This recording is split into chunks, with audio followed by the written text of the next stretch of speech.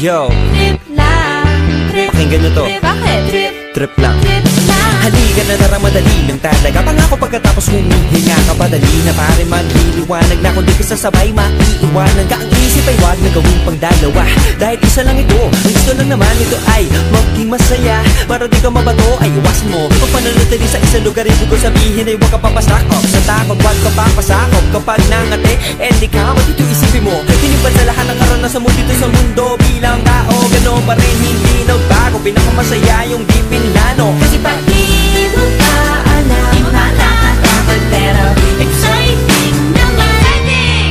Yeah! Sumabay lang sibat na ng bahala. Oras na subukan ang di pa nagagawa.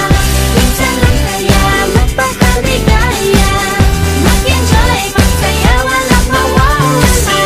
Trip, trip, trip, trip lang.